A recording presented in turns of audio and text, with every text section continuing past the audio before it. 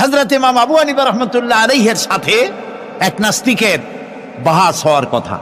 সে নাস্তিক অস্বীকার করেছে আল্লাহ নাই। ইমাম সাহেব বলেছেন আসেন, আচ্ছা ঠিক আছে, তর্ক হবে, বিতর্ক অনুষ্ঠান হবে। ইমাম সাহেব তার আসার সময় চাইতে প্রায় 1-2 ঘন্টা ডিলে হয়ে গেল। নাস্তিক উপস্থিত জনগণকে বলল, যে লোক তার ওয়াদা রক্ষা করতে পারে না তার সাথে আবার বহস কিসের? এ কথা বলতে বলতেই ইমামে আজম আবু হানিফা রাহমাতুল্লাহ আলাইহি মঞ্চে উঠে এসেছেন। নাস্তিক বলল, আপনার সাথে আমার তর্ক করার উৎসাহ হারিয়ে ফেলেছি। কেন? আপনি যে এতটা সময় ওয়াদা খেলাপ করলেন, 2 ঘন্টা হয়ে গেল, মূল অনুষ্ঠানের শুরুতে আপনি আসলেন না। তিনি বললেন যে তুমি নিরুৎসাহিত হবে তো আমার কাছে দেরি হলো কেন? তারপরে না বলবা। আচ্ছা ঠিক আছে, আপনি বলেন কেন দেরি হলো? তিনি বললেন, আমি এই জায়গায় আসতে গিয়ে সামনে একটা নদী বাঁধলো, এখন আমি আসবো কেমনে? মহাচিন্তায় পড়ে গেলাম, কিভাবে যাব? পারাপারের কোনো ব্যবস্থা নাই। হঠাৎ দেখলাম পাশে একটা গাছ, আগে দেখিনি, দেখি যে একটা বড় গাছ। গাছটা কেমনে কেমনে কাইতে হয়ে পড়ে গেল, কেমনে কেমনে তাড়াতাড়ি করে কতগুলি তক্তা হয়ে গেল, ফটাফট তক্তাগুলি লাগিয়ে একটা নৌকা হয়ে গেল, লাফ দিয়ে পড়লো নদীতে। আমি চট করে উঠলাম সেই নৌকায় আর পাড়ি দিয়ে আসলাম। ওই তক্তাগুলি ফাটতে চিটতে আর লোহাগুলি লাগতে তড়িৎ গতিতে তাড়াতাড়ি হইতে যতটুকুন সময় লাগছে আমার আসতে ওই জন্য দেরি হয়েছে। সুবহানাল্লাহ পরে কন। এখন নাস্তিক কয় যে আপনার সাথে আমি তর্ক মোটেই করবো না। কেন? কয় যে আপনার মাথার স্ক্রু ঠিক আছে কিনা। কয় কি জন্য? কয় আপন ইচ্ছায় একটা গাছ হট করে এরকম হয়ে গেল, কোনো করাত ছাড়া মিস্ত্রি ছাড়া গাছগুলি চিরে ভেরিয়া তক্তা হয়ে গেল, আর কোন রকমের মিস্ত্রি ছাড়াই জোড়াতালি লেগে নৌকা হয়ে গেল, আর মাঝি ছাড়া পালায় গেলেন। আপনার মস্তিষ্কের স্ক্রুগুলি ঢিলা, আপনার সাথে আমি তর্ক করব না। তিনি বললেন, নাস্তিক শোনো, বিনা মিস্ত্রিতে একটা গাছ চিরে ভেরে তক্তা হইতে পারে না। তোমার দলিল। বিনা মিস্ত্রিতে কতগুলি তক্তা একত্রিত একটা নৌকা হইতে পারে না, তাহলে বিশাল আকাশ বিনা মিস্ত্রিতে কেমনে তৈরি হইল? তোমার এই পা থেকে শুরু করে মাথা পর্যন্ত এই সুন্দর দেহ কেউ সৃষ্টি করে নাই, এমনি এমনি কলা গাছের মধ্যে হইছো তুমি। নাস্তিকের চোখ খুলে গেল। বলেন কি? আমি তো এইভাবে চিন্তা করি রে, আমি মুসলমান হয়ে গেলাম। লা ইলাহা ইল্লাল্লাহু মুহাম্মাদুর রাসূলুল্লাহ।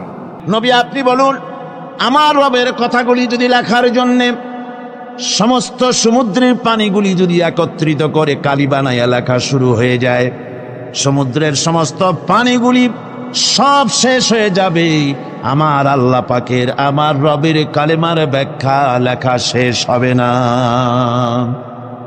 আজিম কিতাব আমরা পেয়েছি, আলহামদুলিল্লাহ। কোন খুশি হয়ে বলেন আলহামদুলিল্লাহ।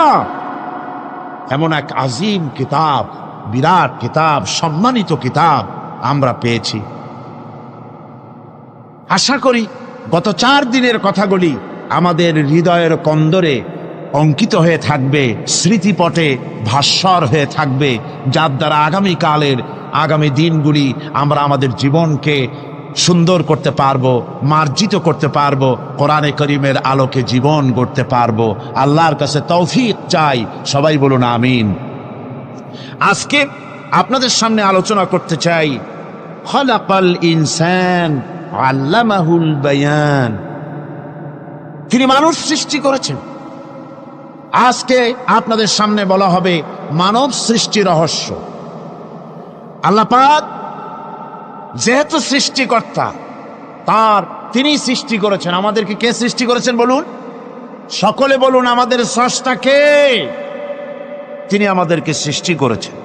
যেহেতু তিনি আমাদের সৃষ্টি করেছেন, সেহেতু আমাদের সঠিক রাস্তা, সঠিক পথ বলে দেওয়ার দায়িত্ব কার? সেই আল্লাহ পাকের। যেহেতু সৃষ্টি করেছেন তিনি, রাস্তা বলে দেওয়ার দায়িত্ব সেই আল্লাহ পাকের। কোরআন মাজিদে এই কথাটি অনেক জায়গায় আল্লাহ পাক বলেছেন। যেমন সূরা আল-লাইলের ভিতরে বলা হয়েছে, ইন্না আলাইনা লাল হুদা, আমার উপরে এটা দায়িত্ব, পথ কর্মপদ্ধতি প্রদর্শন করা, রাস্তা দেখানো, এটার দায়িত্ব হচ্ছে আমি আল্লাহ পাকের। রাস্তা দেখাবেন কে? আল্লাহ পাক। অনেকে বলে যে আল্লাহ পাক কি রাস্তা দেখাবেন? কি হয়েছে? ভাই ভিডিও শুনলে একটু বসুন, একটু বসুন, আমি বলি শোনেন আপনারা। বিষয়টা হচ্ছে আমি বুঝতে পেরেছি আপনাদের অসুবিধা এতটুকুন যে আপনারা আমাকে দেখতে পাচ্ছেন না, তবুও আমি মাঝে মধ্যে ওই ভিডিওর এপাশ ওপাশ করব যাতে করে দেখতে পান। জি, ভিডিওটা সরাবার জন্য অনুরোধ করবেন না, কারণ এই ভিডিওর মাধ্যমে আপনারা তো সরাসরি তাফসীর শুনছেন আর দেখছেন। এই ভিডিওর মাধ্যমে গোটা পৃথিবীতে বাংলাদেশি মুসলমান দুনিয়ায় যত জায়গায় আছে এই ভিডিও চলে যাচ্ছে, ইউরোপে, আমেরিকায়, মধ্যপ্রাচ্যে। আর এর দ্বারা অনেক ইহুদি, অনেক খ্রিস্টান, অনেক বৌদ্ধ, অনেক হিন্দু, অনেক মজুসি ইসলাম কবুল করার সুযোগ পাচ্ছে। বলেন রব্বানা লাকাল হামদ। একটুখানি আমাকে না দেখার এই কষ্টটুকুন বরদাস্ত করুন, একটু ধৈর্য ধরুন, তবু আমি আপনাদেরকে উকি ঝুঁকি মারবো যেন দেখতে পান। আপনাদের এই ধৈর্যের কারণে আল্লাহ সুবহানাহু ওয়া তাআলা আপনাদেরকে মেহেরবানি করবেন, আপনাদেরকে রহমত করবেন। আমরা সবাই বলি আমিন। ভাইরা আমার, আল্লাহ পাক পথ দেখিয়েছেন, আল্লাহ পাক রাস্তা দিয়েছেন। মরুভূমির ভিতরে যে রব্বুল আলামিন পথের নিশানা তৈরি করে দিলেন, যেখানে গভর্নমেন্ট রাস্তা বানাতে পারে না, মরুভূমির ভিতরে যিনি পথের নিশানা বানালেন মানুষ যেন না হারায়, যে আল্লাহ রাব্বুল আলামিন দুর্গম পাহাড়ের ভিতরে গিরিপথ তৈরি করে দিলেন মানুষ যেন হারায় না যায়। সমুদ্রের ভেতরে নাবিকরা দিনের বেলায় সূর্যের আলো দেখে পথ চলে, রাতের আধারে সে যেন গভীর সমুদ্রের ভিতরে হারায় না যায়। আল্লাহ তাই আকাশের ভিতরে তারকা মণ্ডলী খচিত করে রেখেছেন। সমুদ্রের নাবিকেরা, জাহাজের নাবিকেরা তারকা দেখে দেখে পথ নির্ণয় করে নেন। যে মাবুদ রাস্তা বানালেন জঙ্গলের ভিতরে, পাহাড়িয়া এলাকার ভিতরে, যে মহান প্রভু রাস্তা বানালেন, নিশানা বানালেন মরুভূমির ভিতরে, যিনি রাস্তা দেখায় দিলেন গভীর সমুদ্রের ভেতরে, সেই আল্লাহ রব্বুল আলামিন। আমরা দুনিয়ার বুকে মানুষেরা অন্ধকারে মরবো, রাস্তা হবে না, এমনটি তো হতেই পারে না। আল্লাহ রব্বুল আলামিন আমাদের জন্য রাস্তা বানায়েছেন। মহান আল্লাহ রব্বুল আলামিন বলেন, ওয়া আলাল্লাহি কাসদুস সাবিলি ওয়া মিনহা জাইরুন। আল্লাহ পাক বলেন, সোজা রাস্তা, সোজা পথ বলে দেওয়ার দায়িত্ব আমি আল্লাহর। যেখানে রয়েছে অসংখ্য বাঁকা পথ, অসংখ্য বাঁকা পথ যেখানে, যে পৃথিবীতে, সেখানে সোজা রাস্তা বলে দেওয়ার দায়িত্বটা কার? জোরে বলেন কার? আল্লাহ শুধু সৃষ্টি করেন না, সৃষ্টি করেন, শিক্ষা দেন, পথ বলে দেন, পথটাও বাকি রাখেন না, পথটাও তিনি বলে দিয়ে দেন। হযরতে মূসা আলাইহিস সালামের কাছে ফেরাউন প্রশ্ন করল, তুমি যে রবের দাবি করছো, যে একজন রব আছেন, সে রবের পরিচয় কি? তোমার সেই রব কে? হযরতে মূসা আলাইহিস সালাম যে জবাবটা দিলেন, কি সুন্দর জবাব! এক কথার ভিতরে সমস্ত কথা সন্নিবেশিত হয়ে গেছে। ফেরাউনের প্রশ্নের জবাবে রব কে, এ কথার জবাব দেওয়া যায়, হাজার হাজার পৃষ্ঠা লেখা যায়। রবকে, তার পরিচিতি। আমি যদি এখন শুধু রব শব্দের ব্যাখ্যা করি, তাফসীর করি, রাত শেষ হয়ে যেতে পারে, ইনশাআল্লাহ ব্যাখ্যা দেওয়া যাবে। কিন্তু মূসা আলাইহিস সালাম কি সুন্দর একটা জবাব দিয়া দিলেন রবকে। শোনো, রব্বুনাল্লাযী আ'তা কুল্লা শাইইন খালকাহু সুম্মা হাদা। রব হচ্ছেন সেই, আমার প্রভু হচ্ছেন তিনি, যিনি সমস্ত সৃষ্টিকে, সমস্ত মাখলুকাতকে যিনি সৃষ্টি করেছেন, আর সৃষ্টি করার পর তার চলার জন্য পথ তৈরি করে দিয়েছেন। তিনি হচ্ছেন আল্লাহ পাক, যিনি সৃষ্টি করেন আর পথের দিশা দেন। তিনি হচ্ছেন আল্লাহ পাক, তিনি হচ্ছেন রব। শুধু বানান না, বানাবার পরে তার প্রয়োজনটাও মিটায় দেন। আল্লাহ পাক সেই আল্লাহ বলছেন, খালাকাল ইনসানা আল্লামাহুল বায়ান। তিনি মানুষ সৃষ্টি করেছেন। আমি সম্ভবত দ্বিতীয় দিনে আপনাদেরকে বলেছিলাম, মানুষ বানর থেকে আসে নাই, মানুষ ওরাং ওটাং থেকে আসে নাই, মানুষ শিম্পাঞ্জি থেকে আসে নাই, মানুষ বাঁদরের গোষ্ঠী নয়, মানুষ এসেছে মাটি থেকে, আদম থেকে। মানুষের পূর্বপুরুষ হচ্ছেন হযরতে আদম আলাইহিস সালাম। মানুষের পূর্বপুরুষ কে? আদম আলাইহিস সালাম। আর মানুষের পূর্বপুরুষ হচ্ছেন আদম আলাইহিস সালাম, আর তার উৎপত্তি হচ্ছে মাটি থেকে। মানুষ এসেছে আদম থেকে, আদম এসেছে মাটি থেকে। এখন আল্লাহ পাক বলছেন যে আমি হচ্ছি তোমার স্রষ্টা, আমি তোমাকে বানাইছি। কোরআনে কারিমে কথা এভাবে বলছে, কাইফা তাকফুরুনা বিল্লাহি ওয়া কুনতুম আমওয়াতান ফাহিয়াকুম সুম্মা ইউমীতুকুম সুম্মা ইউহয়ীকুম সুম্মা ইলাইহি তুরজাউন। এ মানুষ, তোমরা কিভাবে কুফরি করো, অস্বীকার করো, আল্লাহর সাথে নাফরমানি করো? কিভাবে করো যে আল্লাহ তোমাকে, তুমি ছিলে মৃত্যু, তোমাকে আল্লাহ পাক জিন্দা করেছেন। সুতরাং মানুষ জন্মের পূর্বে সব মৃত্যু ছিল, একথা তো আজ বিজ্ঞানসম্মত কথা, বৈজ্ঞানিক সত্য কথা। মানুষ জন্মের আগে মৃত্যু ছিল। কিভাবে? মানুষের উৎপত্তি কোত্থেকে এলো? কোরআনে কারীম তা পরিষ্কার করে বলছে। তোমাকে কিভাবে সৃষ্টি করেছে তুমি দেখো। সন্তান মায়ের জরাইতে আসার পূর্বে সে ছিল পিতার শুক্রকীট আর মায়ের ডিম্বাণু, অর্থাৎ স্পার্মটোজন এবং ওভাম, এই দুটি জিনিসের মধ্যে সে বিভক্ত ছিল। মায়ের বক্ষপিঞ্জর এবং পিতার পৃষ্ঠদেশ থেকে সবেগে নির্গত এক ফোঁটা পানি দিয়ে আমি আল্লাহ পাক তোমাকে সৃষ্টি করেছি। কোরআনে কারীম বলছে, হাল আতা আলাল ইনসানি হিনুম মিনাদ দাহরি লাম ইয়াকুন শাইআম মাযকুরা। মানুষের জীবনে কি এমন এক সময় এসেছিল না যখন সে উল্লেখযোগ্য বিষয় বস্তু হিসাবে পরিগণিত ছিল না? তোমার নাম ছিল না, পরিচয় ছিল না, কিছুই ছিল না, দুনিয়ার কেউ তোমাকে জানতো না, শুনতো না। আমি আল্লাহ পাক তোমাকে সৃষ্টি করেছি। তুমি কোত্থেকে এলে? কোরআনে কারীম থেকে তা জেনে নাও। আল্লাহ রাব্বুল আলামিন বলেন, ইন্না খালাকনাকুম মিন তুরাবিন সুম্মা মিন নুতফাতিন সুম্মা মিন আলাকাতিন সুম্মা মিন মুদগাম। আমি রব্বুল আলামিন তোমাকে সৃষ্টি করেছি, মাটির উপাদান দিয়ে তৈরি করলাম। মা বাপের, পুরুষের স্পার্মটোজন আর মহিলাদের ওভাম দুটিতে মিলে মায়ের গর্ভের ভিতরে নাপাক পানি ফোঁটাকে জমাট রক্তে পরিণত করে দিলাম। এই জমাট রক্তকে গোশত বানালাম, কচি কচি হাড় দিয়ে একটা বডি, একটা স্ট্রাকচার তৈরি করলাম। তারপরে ফাকাসাউনাল ইযামা লাহমা, গোশত দিয়ে, রগ দিয়ে, চামড়া দিয়ে সুন্দর করে ছাউনি দিয়া মায়ের গর্ভের ভিতরে আমি আল্লাহ রব্বুল আলামিন তোমাকে বানাইছি। মায়ের পেটের ভিতরে ফি কারারিম মাকিন, একটি সুরক্ষিত জায়গায় তোমাকে আমি রেখে দিলাম, যেখানে কোনো রোগ, কোনো জার্ম যেখানে পৌঁছতে পারবে না, কোনো অসুবিধা হবে না।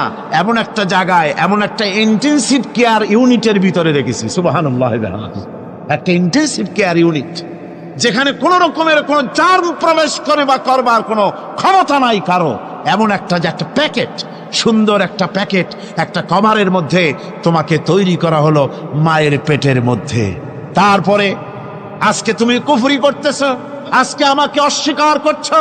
ওই গর্ভের ভেতরে আমি ইচ্ছে করলে রক্তের পিণ্ডের আকারে মায়ের গর্ভ থেকে আবর্ষণ করে দিতে পারতাম, দুনিয়ার মুখ দেখতে পারতে না।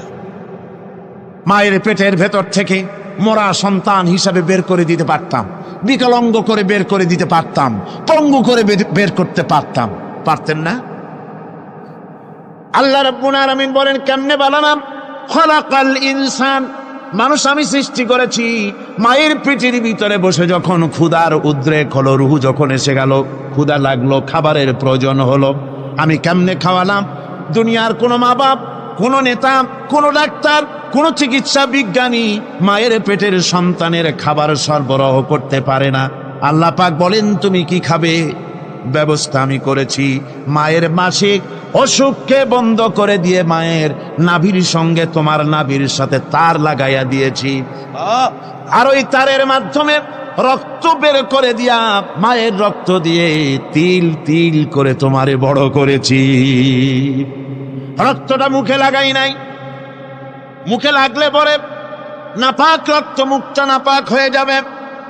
নাভির ভিতর দিয়ে পাস করে দিলাম, মুখটাকে পবিত্র রেখে দিলাম, যাতে করে দুনিয়ায় আসার পর আমার পবিত্র বানানো মুখখানা দিয়া এই দুনিয়ায় বসে তোমার আল্লাহর পবিত্র নামের জিকির করতে পারো। এমন সুন্দর করে মায়ের পিঠের ভিতরে তৈরি করলাম, হাত দিলাম, পা দিলাম, সুন্দর করে বানালাম, এমন নিখুঁত করে বানালাম, তাকায়া দেখো নিজের দিকে, সুন্দর করে বানালাম। এরপরে কি করলাম, সুম্মা নুখরিজুকুম তিফলা, বাচ্চার আকারে মায়ের পেট থেকে আস্তে করে বের করে নিয়ে আসলাম। সুবহানাল্লাহ বিহামদিহি, আস্তে করে মায়ের পেট থেকে নিয়ে এসেছি পৃথিবীর বুকে। পৃথিবীতে যখন আসলে তখন তোমার অবস্থাটা কি ছিল? ক্ষুধার যন্ত্রণায় যদি মরেও যেতে, কান্দা ছাড়া ভাষা নাই। ভাষা আছে? কোন হুঁশ ছিল আমাদের? কোন জ্ঞান ছিল? আল্লাহ রাব্বুল আলামিন বলেন, আল্লাহু আখরাজাকুম মিন বুতুনি উম্মাহাতিকুম লা তা'লামুনা শাইআ, মায়ের গর্ভ থেকে এমন অবস্থায় বের করে এনেছি যখন তোমার কোনো হুঁশ নাই, জ্ঞান নাই, কথা বলতে পারো না, পায়খানার ভিতরে পড়ে থাকো, ট্যা ট্যা করে, কান্দা ছাড়া পথ নাই, পানির পিপাসায় গলা শুকায় যায়, কান্দা ছাড়া পথ নাই, মনের তোমার মুখের কোনো ভাষা নাই কান্না ছাড়া। আমি তোমার এমন আল্লাহ, আমি তোমার এমন স্রষ্টা, আমি তোমার এমন রব। তোমার ভাষা নাই বলে মায়ের কলিজার ভেতরে আমি তোমার প্রতি এক দুর্বিনীত মহব্বত পয়দা করে দিয়েছি। তোমার কান্না তোমার মায়ের বুকের মধ্যে শেল বিঁধে যায়। তুমি যখন কাঁদো, কান্নার আওয়াজ যখন মায়ের কানে চলে যায়, হাজারো কাজ ফেলে মা দৌড়াইয়া বাচ্চারে কোলে নেয়। কি খাবে কেউ তৈরি করে না। আল্লাহ রাব্বুল আলামিন বলে, বান্দারে, দুনিয়ায় আসার আগে তুমি কি খাবে, খাবারের বন্দোবস্ত আমি আল্লাহ করেছি, আমি এমন স্রষ্টা। তুমি দুনিয়া আসার 6 মাস আগে তোমার মায়ের বুকের ওপরে তোমার খাদ্য গরম করে আমি আল্লাহ রিজার্ভ করে রেখে দিয়েছি। সেই খাদ্য শুধু খাদ্য নয়, রোগের প্রতিষেধক, এটা ওষুধ। আজ বিজ্ঞানীরা, চিকিৎসা বিজ্ঞানীরা বলছেন, মায়ের দুধ সন্তানের খাদ্যের, মায়ের দুধের চাইতে কোনো বিকল্প কিছুই নাই। সন্তান পৃথিবীতে এলে মায়ের প্রথম দুধটা, গ্রামে গঞ্জে অশিক্ষিত এলাকায় প্রথম দুধটা ফেলে দেয়, এটাকে মনে করে এটা খারাপ, এটা খাওয়াতে নাই, তাহলে ধনুষ্টঙ্কার হবে, হাবিজাবি কথা বলে। আল্লাহ দুধ বানাইছে বাচ্চার ধনুষ্টঙ্কার হওয়ার জন্যে। মায়ের ওই প্রথম দুধটা হচ্ছে সন্তানের জন্য সমস্ত রোগের প্রতিষেধক। সে ছিল পেটের ভিতরে একটা কাভারের মধ্যে, ওখানে কোনো জার্ম ছিল না, কোনো রোগ জীবাণু ছিল না। ও পৃথিবীতে এসেছে যেখানে অক্সিজেনের ভেতরে জার্ম রয়েছে, বাতাসের ভিতরে জার্ম রয়েছে, যার পরিবেশটা খারাপ হয়ে আছে, মানুষের শ্বাস প্রশ্বাসে নিঃশ্বাসে হাজারো রোগ জীবাণু ঘুরছে। এই রকমের একটা পৃথিবীতে এসেছে। আসার পরে কচি স্বাস্থ্য, কচি শরীর, কচি হার্ট, কচি লাংস, সেটাকে প্রতিরোধ করবে কি করে? সেজন্য আল্লাহ পাক মায়ের দুধের ভিতরে সমস্ত রোগের প্রতিষেধক দিয়ে দিয়েছেন। সুবহানাল্লাহ। আজকের বিজ্ঞানীরা তা স্বীকার করেছেন। অনেক মা তার সন্তানকে দুধ দেন না, নিজের শরীর স্বাস্থ্য ভালো রাখার চিন্তা করে বাচ্চাকে দুধ খাওয়ান না। এটা অত্যন্ত নির্মম কাজ। বাচ্চাকে দুধ খাওয়ালে বাচ্চার সাথে মায়ের মহব্বত বাড়ে। ইউরোপে, আমেরিকায় মাকে মা বলে ডাকে না, বাপকে শ্রদ্ধা করে না, সম্মান করে না। তার কারণ সেখানে মায়েরা তার সন্তানদেরকে কোলে নেয় না, সন্তানদেরকে ফিডার খাওয়ায়। আর আমি নিজের চোখে দেখেছি, মায়েরা ইউরোপে, আমেরিকায় যখন শপিংয়ে আসে, তখন রাস্তায় যখন আসে, তখন ওই পুশ চেয়ারগুলিতে বাচ্চাকে শোয়াইয়া বাচ্চা এভাবে পুশিয়ারে করে ঠেলে নিয়ে যায়, আর কুত্তার বাচ্চাগুলি কোলে করে ঘুরে বেড়ায়। কুত্তার বাচ্চা কোলে নেয়, নিজের বাচ্চা পুশিয়ারে করে ঠেলে। সেই জন্য মায়ের প্রতি সন্তানের মহব্বত হয় না, সন্তানেরও মায়ের প্রতি কোনো শ্রদ্ধা জাগে না। আল্লাহ কি ব্যবস্থা মায়ের কলিজার মধ্যে মহব্বত পয়দা করে দিয়েছেন আল্লাহ পাক। মায়ের বুকের দুধের ভিতরে আল্লাহ রাব্বুল আলামিন, আল্লাহ পাক বলছেন, আমি মানুষ সৃষ্টি করেছি আর তার সমস্ত প্রয়োজন মিটিয়েছি, তার খাবারের সব প্রয়োজন মিটিয়ে দিয়েছি। দুধটাকে ঘন করি নাই হজম করতে পারবে না বলে, ওই দুধটা সামান্য পাতলা করে দিয়েছি, ওর ভিতরে সামান্য মিষ্টি দিয়েছি। দুধের বোটার ভিতরে একটা ছিদ্র দিলে, চোষা মারলে পরে অনেকগুলি দুধ বেরিয়ে এসে গলাটা আটকে যেত, তোমার কচি কণ্ঠ গলা আটকে যেত, শ্বাস করতে পারতে না। এজন্য মায়ের স্তনের বোটার ভিতরে সূক্ষ্ম সূক্ষ্ম 32টা ছিদ্র করে আস্তে করে দুধ বার করে তোমার জীবন আমি বাঁচাইছি। খলাকাল ইনসান, মানুষ সৃষ্টি করেছি আমি আল্লাহ পাক।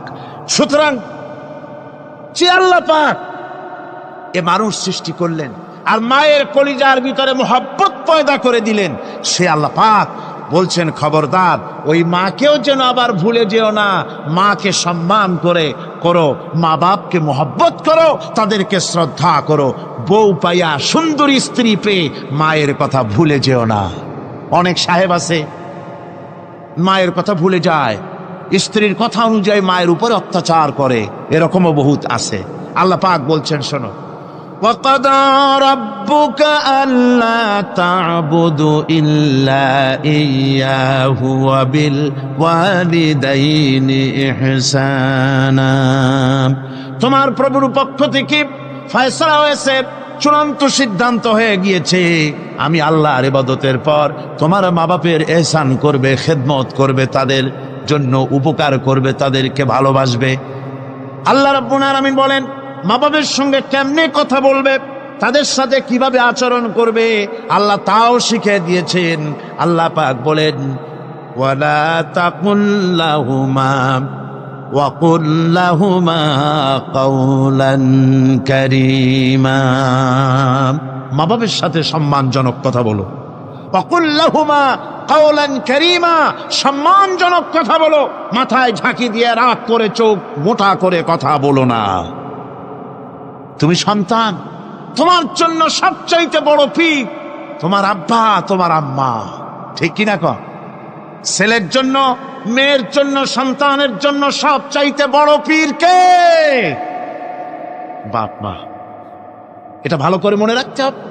আপনার মৌলানা সাহেবদের দোয়া, পীর সাহেবদের দোয়া কবুল হতেও পারে, নাও হতে পারে, 50-50 সম্ভাবনাও আছে, আবার সম্ভাবনা নাই।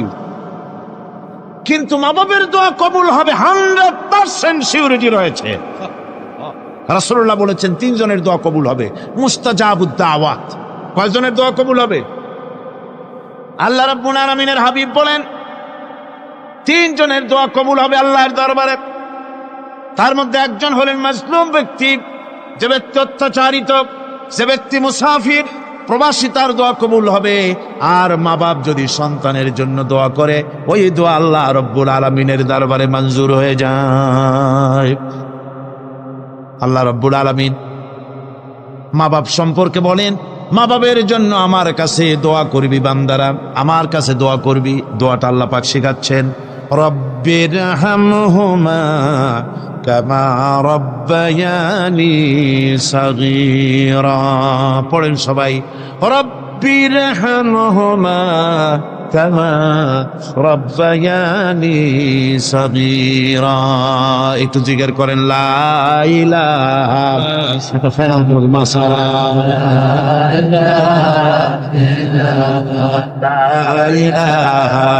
ইল্লাল্লাহ, লা ইলাহা ইল্লাল্লাহ, লা ইলাহা ইল্লাল্লাহ, লা ইলাহা ইল্লাল্লাহ মুহাম্মাদুর রাসূলুল্লাহ।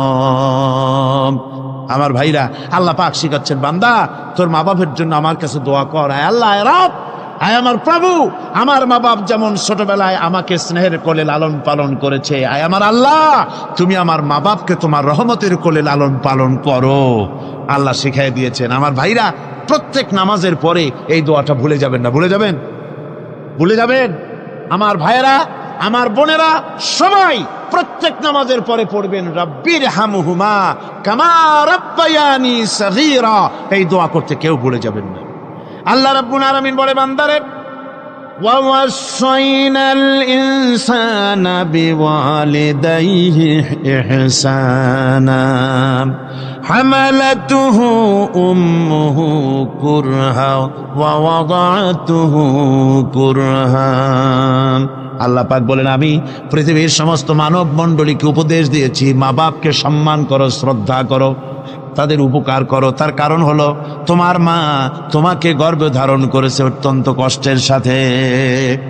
আল্লাহ বলতেছেন, মা তোমাকে গর্ভ ধারণ করেছে অত্যন্ত কষ্টের সাথে, এরপরে তোমাকে ডেলিভারি করেছেন অত্যন্ত কষ্টের সাথে, তোমাকে ডেলিভারি করেছেন।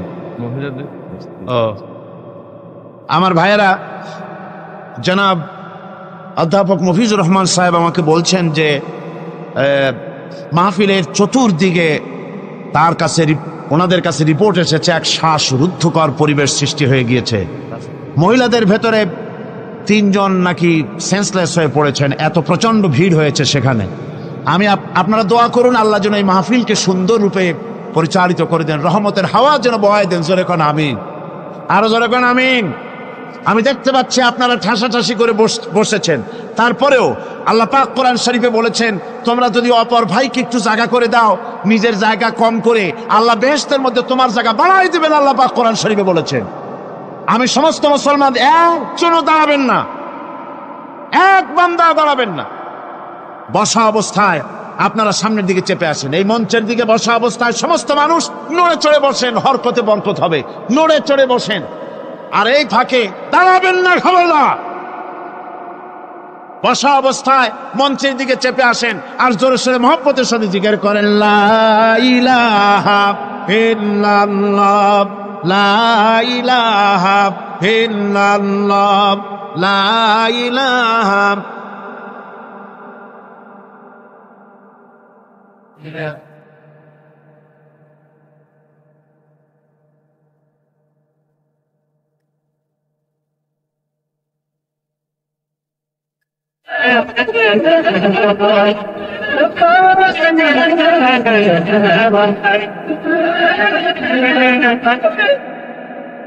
লা ইলাহা ইল্লাল্লাহ, লা ইলাহা ইল্লাল্লাহ, লা ইলাহা ইল্লাল্লাহ।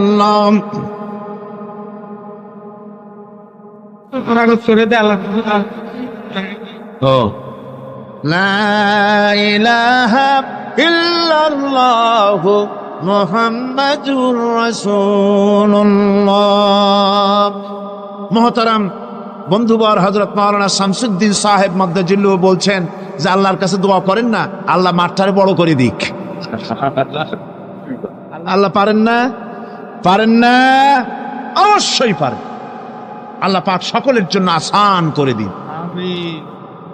তবে মনে রাখবেন, এত বড় রহমতের মাহফিল জীবনে আর একবার পাবো কোনো নিশ্চয়তা নাই। আহা, কোনো নিশ্চয়তা নাই। এত বড় বরকতের মাহফিল, রহমতের মাহফিল, জান ভরে শুনুন আর আরাম করে বসুন, হাঁটা চলা বন্ধ করুন। নিতান্ত প্রাকৃতিক কারণ ছাড়া ওঠা বসা করার চেষ্টা না করাটাই ভালো। আল্লাহ পাক বলছেন, আমি গোটা বিশ্বের সমস্ত মানব মণ্ডলীকে উপদেশ দিয়েছি, মা বাপের খেদমত করো, সম্মান করো। কেন? মা তোমাকে পেটে ধারণ করেছে বড় কষ্টের সাথে। কে বলছেন এ কথা? আমার আল্লাহ বলতেছেন, পেটে ধরতে খুব কষ্ট হয়েছে।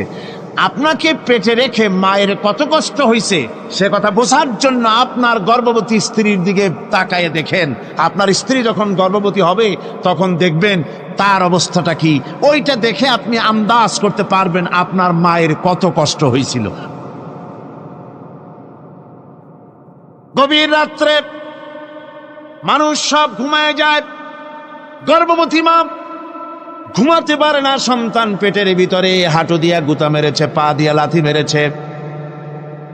মা চরম শীতের রাত্রে, প্রচন্ড শীতের রাতে গায়ের লেপটা সরায় দিয়া মা একবার দাঁড়ায় আর একবার বসে, একবার দেওয়ালের সাথে হেলান দিয়া দাঁড়ায়, কষ্ট করে রাতটারে কাটায় দেয়। আবার সারাদিন সংসারের জন্য কাজ করেছেন, রান্না বান্না করেছেন মা, সকলকে খাওয়াইয়া মা শেষের দিকে খেতে গেছেন। যখন নিজে খেতে গেলেন, খাবারের ক্ষুধাত নিয়ে, পেট ক্ষুধা নিয়ে খেতে বসেছেন, পেটের ভিতরে সন্তান লাথি মেরেছে, পেটের মধ্যে ঘুষা মেরেছে, হাঁটু দিয়া গুতা মেরেছে, ভরা পেটে, পেটের ভিতরে সন্তান গুতা মারলো হাঁটু দিয়া, মাথা দিয়া। মা ক্ষুধা রয়েছে, পেটে খেতে পারলেন না, বেদনা শুরু হয়েছে। খাবারের থালাটা ঠেলে দিয়ে মা দাঁড়ালেন, বসলেন, চোখের পানি ফেললেন। এভাবে করে মা একটা দুইটা দিন নয়, 10টি মাস পর্যন্ত সন্তানটাকে পেটের মধ্যে নিয়ে, একটা জীবিত মানুষ আর একটা জীবিত সন্তান পেটের মধ্যে নিয়ে নড়াচড়া করছেন, চলাফেরা করছেন। কিতাবের মধ্যে এসেছে রাতের বেলায় মা যে ঘুমাতে পারেন না, সন্তানের নড়াচড়ার কারণে রাতভর ইবাদত করলে যত সওয়াব পাওয়া যেত, আল্লাহ ওই সওয়াব মায়ের আমলনামায় লিখে দেন। সন্তান পেটে থাকার কারণে খেতে পারে না, পেট ভরে ক্ষুধায় কষ্ট পায় মা, এই জন্যে 10 মাস ধরে রোজা রাখলে যে সওয়াব হতো, আল্লাহ রাব্বুল আলামিন মায়ের আমলনামায় রোজার সওয়াব লিখে দেন। 10 মাস পুরে গেল, সন্তান ডেলিভারির সময় চলে এলো। মায়ের মন বিমর্ষ, সন্তান ডেলিভারি হবে, না জানি মরে যাই নাকি, না জানি অপারেশন লাগে নাকি, কি অবস্থা হবে। মা খেতে পারে না, মুখটা শুকায়া যায়।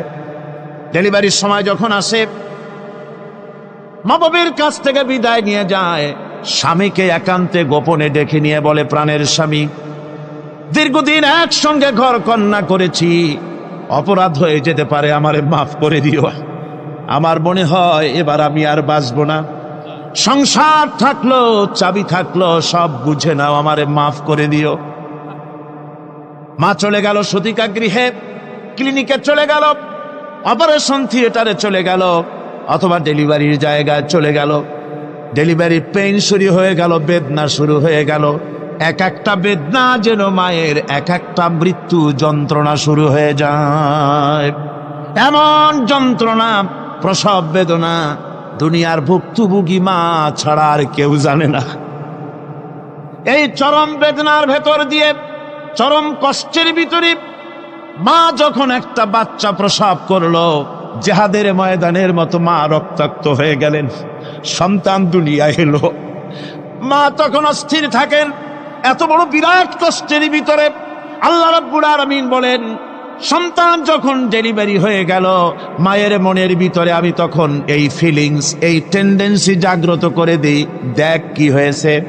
মা তখন দেখতে চায় কি হয়েছে।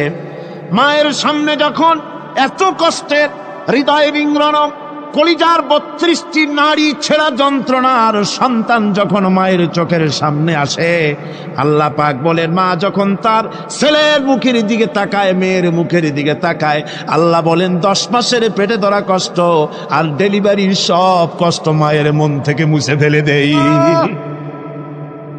আল্লাহ রাব্বুল আলামিন বলেন, খবরদার দুনিয়ার মানুষ, এমন মায়ের সাথে নাফরমানি করবি না, এ মায়ের সাথে নাফরমানি করবি না, মাকে সম্মান করবি, মার কাছে দোয়া চাবি। দুনিয়ায় যদি সম্মান চাও, রিজেক্ট চাও, মায়ের পায়ে ধরে কাঁদো। মায়ের জাতি অনেক সম্মান তার। রাসূল করিম সাল্লাল্লাহু আলাইহি সাল্লামকে প্রশ্ন করা হয়েছে, হুজুর খেদমত করবো কার? হুজুর কয় মায়ের। তারপরে কার? হুজুর কয় মায়ের। তারপরে কার? হুজুর বলেন মায়ের। তারপরে কার? তোমার পিতার। 3 গুণ। তোর মায়ের মর্যাদা 3 গুণ বেশি, তোর বাপের চাইতে মর্যাদা বেশি। সুবহানাল্লাহ পড়ে। আর আজকে ইসলামের শত্রুরা তারা বলে যে ইসলাম নারীর অধিকার আদায় করে নাই। নারীর অধিকার ইসলাম দেয় নাই তো কে দিয়েছে? আমার বন্ধুগণ, বিশ্বনবী জনাবে মুহাম্মদ রাসূলুল্লাহ সাল্লাল্লাহু আলাইহি ওয়াসাল্লাম মসজিদে নববীর ভিতরে বসে আছেন। এক বৃদ্ধা মহিলা মসজিদের মধ্যে প্রবেশ করলেন। হুজুর বৃদ্ধাকে দেখে দাঁড়ায় গেলেন। বিশ্ব নবী বুড়ি মেয়ে লোককে দেখে দাঁড়ায় গেলেন। আল্লাহ নবী বুড়িকে দেখে দাঁড়ালেন। বুড়ি যখন কাছে এলেন, আল্লাহর নবী নিজের গায়ের চাদর বুড়ির জন্য বিছায়া দিলেন। বুড়ি বসলেন। এরপরে কথাবার্তা সারার পর বুড়ি যখন বিদায় হবেন, হুজুর আবার দাঁড়ালেন। বুড়ি মহিলা চলে গেলেন। সাহাবায়ে কেরাম বলেন, ইয়া রাসূলুল্লাহ, কিছুই বুঝলাম না, একজন বৃদ্ধা মহিলার জন্য বিশ্ব নবী দাঁড়ান আর গায়ের চাদর বিছান, আমরা বড় আশ্চর্য হয়ে গেলাম। নবীজি বলেন, ও আমার সাহাবীরা, তোমরা জানো না এই মহিলা কি চিনতে পারো নাই? আমি আমার মায়ের দুধ আমার জীবনে কিসমতে তেমন হয় নাই। আমি আমার মায়ের দুধ তেমন কিসমতে পাই নাই।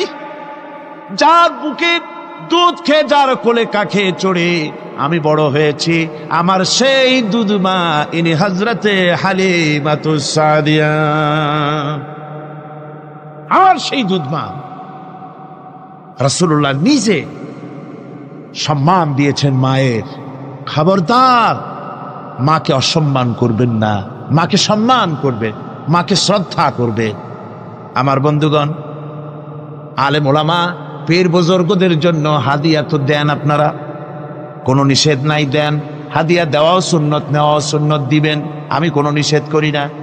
কিন্তু আমি বলতে চাই, পীর বুজুর্গদের কাছে, আলেম ওলামাদের কাছে হাদিয়া দিয়া আল্লাহরে যত না খুশি করতে পারবেন, এই ডালিম বেদানার মৌসুমে বেদানা একটা ভেঙে নিজ হাতে যদি ভাইয়ের মুখে তুলে দেন, আল্লাহর আরশ খুশি হয়ে যাবে, আল্লাহর আরশ আজিম খুশি হয়ে যাবে, আল্লাহ পাক খুশি হয়ে যাবেন। মায়েরে খাওয়াও, বাপকে খাওয়াও, তোমার সবচাইতে বড় পীর তিনি। সুবহানাল্লাহ পড়ে, সুবহানাল্লাহ। মা বাপ যদি একটু দোয়া করে দেয়, তোমার জিন্দেগির কাম শেষ। একটু বদদোয়া করলে জাহান্নামে যাবা। কোন পীর সাহেব বদদোয়া করলে জাহান্নামে যাবে এমন কথা নয়।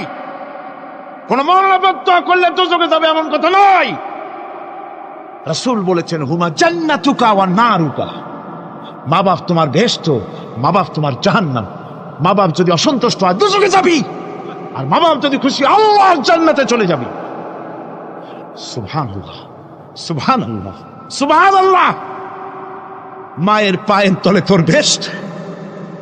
আমরা পুরুষ, আমাদের গত বছরও বলেছি, আমরা পুরুষ, আমাদের পায়ের তলে জুতা। আমাদের পায়ের তলে কি? শুধু জুতা। আর আমার মা, আমার মায়ের জাতি যারা এই প্যান্ডেলে বসে আছেন, আমার মায়েরা বোনেরা, মায়ের জাতি যারা পৃথিবীতে, মায়ের জাতির পায়ের তলে আল্লাহর বেহেশত। সুবহান। নারীর মর্যাদা ইসলাম দেয় নাই, কে দিয়েছে? আল্লাহ দিয়েছেন, আল্লাহর রাসূল দিয়েছেন। আমার বন্ধুগণ, হযরত বাইজিদ বুস্তামি, ছোট্ট বাচ্চা ছেলে, গভীর রাত্রে মা অসুস্থ, পানির পিপাসায় জেগে উঠেছেন। বাবারে, পিপাসায় শেষ হয়ে গেলাম, পানি দাও। ছেলে ঘরের ভিতরে পানি না পেয়ে বাইরে দৌড়াদৌড়ি করলেন। অনেক দূর থেকে পানি নিয়ে এসে দেখেন মা ঘুমায় গেছেন। পানি নিয়ে দাঁড়ানো পৌষ মাস, মাঘ মাসের শীতের রাত, ফজরের সময় মায়ের ঘুম ভেঙে গেল। তাকিয়ে দেখেন বাইজিদ দাঁড়ানো, হাতে পানি থরথর করে কাঁপছে। জিজ্ঞাসা করে, বাইজিদ তুমি দাঁড়ানো কেন? ছোট্ট বাচ্চা বলে, মা পানি চেয়েছিলে তুমি গভীর রাত্রে, পানি ঘরে ছিল না, অনেক দূর থেকে আনতে হয়েছে। মা বলছে, ঘুমাও নাই কেন গ্লাস ছুঁয়া? বাচ্চা বলে, ঘুমাই নাই, তুমি যদি আবার পানি চাও, সময় মতো যদি দিতে না পারে, মা তোমার কষ্ট হবে। এই জন্য ফজর পর্যন্ত আমি দাঁড়ায় আছি, কখন তুমি পানি চাও। মা হাতের থেকে পানি নিয়ে পান করলেন। বাইজিদকে বিছানার উপরে আরাম করে কম্বল দিয়ে ঘুম পড়াইয়া দিলেন। হযরতে বাইজিদের মা উযু করে ফজরের নামাজ পড়ে সিজদায় চলে গেলেন। চিৎকার মেরে কেঁদে বলেন, আমার রব, আমার আল্লাহ, আমি আমার বাইজিদের মা, আমি মা হয়ে বাইজিদের জন্য দোয়া করি। বাইজিদ আমার জন্য আজকে যা করেছে, আমি মা, আমার কলিজা ঠান্ডা হয়ে গেছে। আয় আল্লাহ, আমি বাইজিদের জন্য দোয়া করি, তুমি তাকে সুলতানুল আরিফিন বানাইয়া দিও। মঞ্জুর হয়ে গেল আল্লাহ পাকের কাছে দোয়া। আমার ভাইরা, আল্লাহ পাক বলছেন খবরদার আমার ইবাদতের পরে মা বাপ, আল্লাহর ইবাদতের পরে কারা? মা বাপ। মা বাপকে সম্মান করো, শ্রদ্ধা করো, মোহাব্বত করো, কিসমত খুলে যাবে, কিসমত খুলে যাবে। মা বাপকে সম্মান করো। হযরত আবু হুরায়রা রাদিয়াল্লাহু তাআলা আনহু রাসূলের সামনে এসে কাঁদতেছেন। হুজুর বলছেন, আবু হুরায়রা কান্দো কেন? কান্দো কেন? রাতের বেলা কান্দো কেন? হযরত আবু হুরায়রা বলছেন, হুজুর আমাকে মা মেরেছেন। হুজুর বলছেন, মা মারলো কেন? কোন অপরাধ করেছো? কোন গোস্তাখি করেছো? আবু হুরায়রা বলছেন, না হুজুর, কোন গোস্তাখি করি নাই, তবে মারলো কেন? হযরত আবু হুরায়রা বলছেন, হুজুর আমি আপনার দরবার থেকে ফিরতে রাত হয়ে গিয়েছিল। মা জিজ্ঞেস করলেন, আবু হুরায়রা এত রাত্রে কোথায় ছিলি? বললাম, আমি ছিলাম যে কদম চুমতে পারলে দুনিয়া ধন্য হয়, সেই দরবারে নববীর কদম মোবারক থেকে আসতে আমার দেরি হয়েছে। আমার মা মুশরিকা, আপনার নাম শুনে তার গায়ে আগুন জ্বলে উঠলো, আমাকে ধরে মারা আরম্ভ করলো। বলল, হয় আমার বাড়ি ছাড়বি, আর না হয় মুহাম্মদ সাল্লাল্লাহু আলাইহি ওয়াসাল্লামের দরবার ছাড়বি। আমি বললাম, আমার মা, তুমি বুড়ি মানুষ, তোমার গায়ে যত শক্তি আছে সমস্ত শক্তি দিয়ে আমারে পিটাও, আমারে মারো। মারতে মারতে আমাকে বাড়ি থেকে তুমি বের করে দাও। তোমার বাড়ি শুদ্ধ তামাম দুনিয়া ছেড়ে দিতে পারি, আল্লাহর নবীর কদম মোবারক ছেড়ে দিতে পারি না। তোমার মা তোমাকে মেরেছে, তুমি আমার কাছে নালিশ করছো? আমার তো এখানে ইন্টারফেয়ার করার কিছুই নেই। সুবহানাল্লাহ, সুবহানাল্লাহ। মা তোমাকে মেরেছে, এখানে আমার করার কিচ্ছু নাই। বিশ্ব নবী বলছেন, এত বড় পাওয়ারফুল নবী, লেজিসলেটিভ পাওয়ার, সারে আল্লাহ তাকে বানিয়েছেন শরীয়ত প্রণেতা। আল্লাহ বলছেন, মুসা এটা করলা কি? আল্লাহ এটা কোনো কথা হইলো? কোনো কথা নাই, বার্তা নেই, এসে আমার নিয়ে যেতে চায়। আল্লাহ বলছেন, এক কাজ করো, তাহলে আমিও তোমাকে খুব ভালোবাসি, আর ভালোবাসলে কাছে রাখতে চাই। তুমি যদি পৃথিবীতে বেঁচে থাকতে চাও, তাইলে তুমি এই পৃথিবীর সব থেকে দামি একটা বকরির যে পাল আছে, পাল সমান তাদের শরীরে যেই লুম আছে, পশম আছে, এই পরিমাণ হায়াত তোমাকে দেব, তুমি বেঁচে থাকো। তিনি বলছেন, আল্লাহ এরপরে কি হবে? বলে, এরপরেও লুম শেষ, পশম শেষ, তোমার জিন্দগির হায়াত শেষ, আশা লাগবে। আল্লাহ শেষ দিন শেষে তো আশাই লাগবে, আশা লাগবে। আল্লাহ এভাবেই ভালোবাসতে চান। আমরা সামনের দিকে কথা বলবো। সুতরাং এই আয়াতে কয় জিনিস পাইলাম? চারটি। এরপরের আয়াত আল্লাহ রাব্বুল ইজ্জত ওয়াল জালাল আমাদের আকীদা, আমাদের বিশ্বাস সম্পর্কে আল্লাহ পরিষ্কার ধারণা দিতে চান। বান্দারে, দুনিয়ার জমিনে বিশ্বাস নষ্ট করতে দেওয়া যাবে না। কোন বিশ্বাসে পড়ে ঈমান নষ্ট হয়ে যাবে? আল্লাহ রাব্বুল ইজ্জত ওয়াল জালাল বলছেন, যে বিশ্বাসগুলো ঈমান নষ্ট হয়, ওই বিশ্বাসগুলোর দিকে আল্লাহ নিয়ে যেতে চাচ্ছেন। এরপরে রাতে আল্লাহ বললেন, ইন্নাল্লাহা ইনদাহু ইলমুস সাআহ ওয়া ইউনাজ্জিলুল গায়স ওয়া ইয়ালামু মা ফিল আরহাম ওয়া মা তাদরি নাফসুম মাযা تكسب غدا وما تدري نفس بأي أرض تموت إن الله عليم خبير। আল্লাহ রাব্বুল ইজ্জত ওয়াল জালাল বলেন, মুসলমানেরা, দুনিয়াবাসী, আল্লাহ রাব্বুল ইজ্জত ওয়াল জালাল জানায়া দিলেন, দুনিয়ার মুসলমানেরা শোনো, নিশ্চয় আল্লাহর কাছে কিয়ামতের জ্ঞান রয়েছে। আল্লাহ রাব্বুল ইজ্জত ওয়াল জালাল বলছেন, ইন্নাল্লাহা ইনদাহু ইলমুস সাআ, নিশ্চয় আল্লাহর কাছে কিয়ামতের দিনের জ্ঞান রয়েছে। দুনিয়ার জমিনে মানুষ কিয়ামতের দিনকে নিয়ে বিভ্রান্ত করতে পারে, তোমাদেরকে ভুল পথে পরিচালিত করতে পারে। কিয়ামতের দিন বলতে কিচ্ছু নাই বলতে পারে, কিয়ামতের দিন সম্পর্কে ধোঁয়াশা তৈরি করতে পারে, আর বলতে পারে ক্ষমতা আমার, শক্তি আমার, প্রভাব আমার, যা মন চায় করতে পারি। কিয়ামত হবে কিনা, আল্লাহ আমাকে পাবেন কিনা, এই কথা মানুষের মন্তরের ভিতরে চলে আসতে পারে, সন্দেহ তৈরি হতে পারে। সুতরাং তুমি আল্লাহ তাআলা বলছেন জানায়া দিতে পারেন যে দুনিয়ার জমিনে কিয়ামত কখন হবে, কিয়ামত কোন দিন হবে, কিয়ামত কেমনে হবে, পৃথিবীর কেউ জানে না, একমাত্র জানেন কে? দুনিয়ার জমিনে কোনো পীর, কোনো মাশায়েখ, কোনো ওলিয়া, আমার বাবা, আমার দাদা কেউ যদি বলে অমুক দিন কিয়ামত হবে, আজকে হবে, কালকে হবে, আগামী বছর হবে, এ কথা যদি বলে সম্পূর্ণ মিথ্যা কথা। কারণ আল্লাহ বলছেন এই জ্ঞান পৃথিবীর কোন সৃষ্টির কাছে আমি দেই নাই, এই জ্ঞান একমাত্র আছে কার? এই দিনকে আল্লাহ তাআলা গোপন রেখেছেন। এরপর আল্লাহ রাব্বুল ইজ্জত ওয়াল জালাল বলছেন ওয়ায়ুনাজ্জিলুল গায়স, কোন দিন কোথায় বৃষ্টি হবে, কখন কোথায় কতক্ষণ বৃষ্টি হবে, কখন কোথায় বৃষ্টি বর্ষণ হবে কেউ জানে না। কোন দিন কোথায় ভূমিকম্প হবে কেউ জানে না। কোন দিন কোথায় প্লাবন হবে, বন্যা হবে কেউ জানে না। গত বছর সিলেটে বন্যা হলো নাকি, আর এই বছরে চট্টগ্রামে বন্যা হলো। সুতরাং কখন কোথায় হবে কেউ জানে না, কখন কোথা থেকে ভূমিকম্প হবে কেউ জানে না। আল্লাহ রাব্বুল ইজ্জত ওয়াল জালাল বলছেন ওয়ায়ুনাজ্জিলুল গায়স, এই জ্ঞান আমি আল্লাহ কাউকে দেই নাই। কখন কোথায় কেমনে বৃষ্টি হবে কেউ জানেন না, একমাত্র জানেন কে? আল্লাহ রাব্বুল ইজ্জত ওয়াল জালালের পরে বললেন ওয়ায়ালামু মা ফিল আরহাম, মায়ের পেটের ভিতরে কি আছে, গর্ভাশয়ে কি আছে, পৃথিবীর কেউ জানে না, একমাত্র জানেন কে? আল্লাহ রাব্বুল ইজ্জত ওয়াল জালাল বললেন পেটের ভিতরে ছেলে না মেয়ে, মেয়ে না ছেলে, নাকি ছেলে মেয়ে, নাকি টুইন বেবি আছে, কেউ জানে না, একমাত্র জানেন কে? আপনারা বলবেন তো এখন তো এক্সরে করার মাধ্যমে দেখা যায়, বিভিন্ন পরীক্ষার মাধ্যমে দেখা যায় না? বিভিন্ন পরীক্ষা করে দেখা যায় পেটে কি আছে। আল্লাহ রাব্বুল ইজ্জত ওয়াল জালাল বললেন যখন আমি একটা স্ট্রাকচার তৈরি করে দেই, হাত পা তৈরি করে দেই, তখন বুঝতে পারে। অনেকেই ভুলও বুঝে, একটা দেখছে আর একটা হইছে। আল্লাহ বলেন মেশিনে তারে দেখাইছে যখন আমি স্ট্রাকচার তৈরি করে দিলাম। কেন যখন কোন স্ট্রাকচার ছিল না, যখন বাবার পিঠ থেকে নির্গত হওয়া, সবেগে নির্গত হওয়া এক ফোঁটা নাপাক পানি যখন মায়ের রেহেমের ভিতরে যায়, পৃথিবীর কোনো মেশিন বলতে পারবে না এই পেটের ভিতরে কি আছে, একমাত্র জানেন কে? আল্লাহ বলছেন এই বিশ্বাসগুলো তোমাদের জানা লাগবে, রাখা লাগবে। এই বিশ্বাসগুলায় যদি তোমাদের ভুল হয় ঈমান থাকবে না।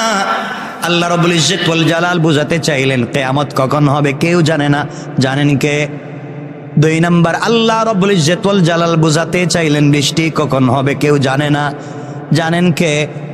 3 নাম্বার, আল্লাহ রাব্বুল ইজ্জত ওয়াল জালাল বললেন মায়ের পেটের ভিতরে কি আছে কেউ জানে না, কে জানেন? আরো জোরে বলেন। এরপর আল্লাহ বললেন ওয়ামা তাদরি নাফসুম মাযা তাকসিবু গাদা। আল্লাহ রাব্বুল ইজ্জত ওয়াল জালাল বললেন কেউ জানে না আগামীকালকে সে কি উপার্জন করবে এবং কি করবে কেউ জানে না, একমাত্র জানেন কে? আল্লাহ রাব্বুল ইজ্জত ওয়াল জালাল বলেন আগামীকালকে সে কি উপার্জন করবে। হয়তো উপার্জনের জন্য বের হয়েছে, রাস্তায় মরে গিয়েছে, জানে না কি উপার্জন করবে। হয়তো চাইছে একটা, পেয়ে গেছে আরেকটা। আল্লাহ বুঝাতে চাইলেন আগামীকালকে কি উপার্জন করবে, কি খাবে কেউ জানে না, একমাত্র জানেন কে? আপনি আজকে 2.5 কেজি 3 কেজি ওজনের ইলিশ মাছ কিনলেন, বড় একটা খাসি কিনলেন, আগামীকালকে খাবেন।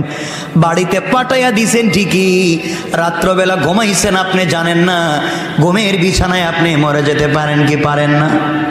আমি মরে যেতে পারি কি পারি না? সুতরাং আগামীকালকে কি খাবো, আগামীকালকে কি উপার্জন করব, পৃথিবীর কেউ জানে না, একমাত্র জানেন কে? আওয়াজ করে বলেন। এরপর আল্লাহ রাব্বুল ইজ্জত ওয়াল জালাল বললেন ওয়ামা তাদরি নাফসুম বিআই আরদিন তামুত। আল্লাহ রাব্বুল ইজ্জতুল জালাল বলতে চাইলেন কোন দেশে কে কখন কোন দেশে কে কখন কোন দেশে কোথায় কেমনে মরবে কেউ জানে না, একমাত্র জানেন কে। সুতরাং আল্লাহ বুঝাতে চাইলেন দুটো আয়াতে। এক নম্বরে বলতে চাইলেন বান্দা দুনিয়ার জমিনে চলার পথে একমাত্র আমাকে ভয় করবা, কিয়ামতের দিনকে ভয় করবা। ওই কাজ করতে গেলে খবরদার শয়তান যেন তোমাদেরকে ধোঁকা না দে, দুনিয়া যেন ধোঁকা না দে। বান্দার এই চার কাজ মনে রাখবা।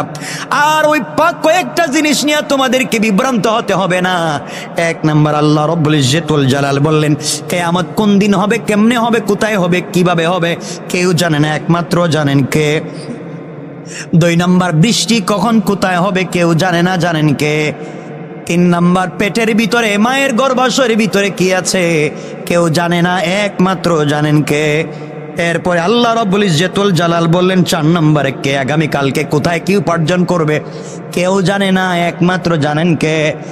পাঁচ নম্বরে আল্লাহ রাব্বুল ইজ্জতুল জালাল বললেন কে কখন কোন দেশে কেমনে মরবে কেউ জানে না, একমাত্র জানেন কে। আল্লাহ রাব্বুল ইজ্জতুল জালালের পরে বললেন ইন্নাল্লাহা আলিমুন খাবীর। আল্লাহ রাব্বুল ইজ্জতুল জালাল বললেন আল্লাহ সর্বজ্ঞ, সব বিষয়ে সম্যক তার জ্ঞান আছে। আপনি কি করলেন, আপনি ধোঁকাবাজি করলেন কিনা, বেঈমানি ধান্দাবাজি করলেন কিনা, কাকে নিয়ে কি করেছেন, পৃথিবীর কেউ আপনাকে ধরতে পারে নাই। আপনার এত দুম্রজাল একমাত্র আওয়াজ করে বলেন কে। তাহলে আজকের পুরো আলোচনায় বুঝাতে চাইলাম আল্লাহ রাব্বুল ইজ্জতুল জালাল বুঝাতে চাইলেন কে কোথায় মারা যাবে কেউ জানে না, আগামীকালকে কি খাবে কেউ জানে না, বৃষ্টি কোথায় হবে কেউ জানে না, মায়ের পেটে কি আছে কেউ জানে না, কিয়ামত কখন হবে কেউ জানে না। এই না জানা বিষয়গুলো আমার কাছে রেখে দিয়েছি। সুতরাং কেউ যদি বলে জানে, মনে করবেন আমাকেও ভয় করে না, কিয়ামতের দিনকেও ভয় করে না, সে দুনিয়া এবং শয়তানের ধোঁকায় পড়ে আছে। ঠিক কিনা বলেন? কথা কি বুঝাতে পেরেছি? দুটো আয়াতকে মিলিয়ে দেওয়ার জন্যই কথাগুলো বলছি। আল্লাহ রাব্বুল ইজ্জতুল জালাল বুঝাতে চাইলেন কেউ যদি দেখো আগামীকালকে কি খাবে তা নিয়ে ব্যতিব্যস্ত হয়ে গিয়েছে, আগামীকালকে কি করবে তা নিয়ে ব্যতিব্যস্ত হয়ে গিয়েছে, টাকা কোথায় রাখবে, বাড়ি কোথায় রাখবে, এগুলা নিয়ে দুনিয়া নিয়ে ব্যস্ত হয়ে গিয়েছে, বুঝতে পারবা তার ভিতরে আমি আল্লাহকে দিয়ে কিয়ামতের দিনকে নিয়ে ন্যূনতম ভয় নাই। আজান হয়ে যাওয়ার পরে মসজিদে নামাজে যায় না, সত্য মিথ্যা জানবার পরে সত্যের পক্ষে দাঁড়ায় না, বুঝতে পারবা তার ভিতরে আমি আল্লাহকে দিয়ে কোনো ভয়। সবাই বললেন না? আপনি জানেন যে দুটো পার্ট হয়ে গিয়েছে, এটা সত্য এটা মিথ্যা, আপনি বললেন আমি নিরপেক্ষ, আপনি হলেন এই সমাজের টাক্কা শয়তান। কথা বলেন না কেন? আপনি জানেন যে এটা সত্য এটা মিথ্যা, আপনি বলছেন আমি নিরপেক্ষ, মানে আপনি অরিজিনাল শয়তান।